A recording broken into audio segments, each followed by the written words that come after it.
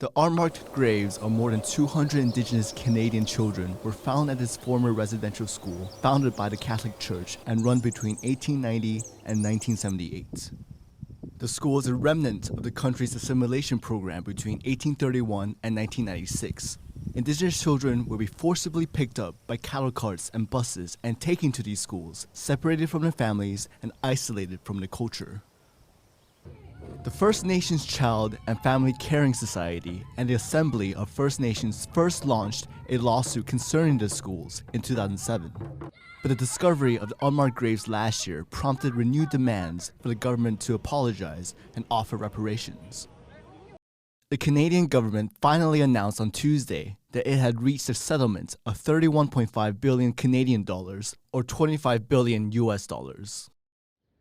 Half of it will go to survivors of the residential school system, with the other half earmarked for longer-term reforms.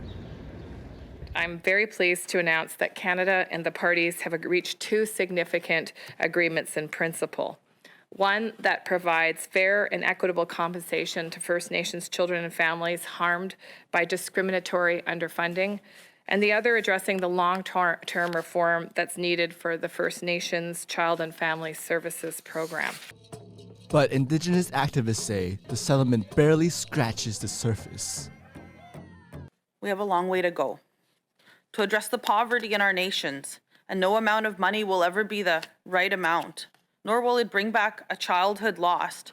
But today is about acknowledgement, about being seen and heard. The residential schools were intentionally located far from Indigenous communities to minimize contact between families. The government's policy was to assimilate the children into mainstream culture. More than 150,000 children were placed in the schools over the course of their existence. By the 1930s, an estimated 30% of Indigenous children attended them. There were at least 6,000 reported deaths at the schools, but officials say the number is likely to be higher. After 6 years of research and more than 6,000 interviews, the Truth and Reconciliation Commission concluded the former assimilation policy was cultural genocide. Its report said Indigenous children were deprived of their ancestral culture and languages, and many experienced physical and sexual abuse. That's why we're called survivors.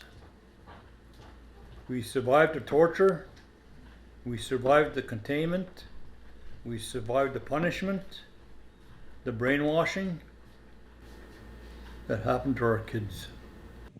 While the landmark settlement is seen as a step in the right direction, the memories of the loss of their children and the abuses suffered will never be forgotten. Damon Lin and Bing Wang for TaiwanPlus.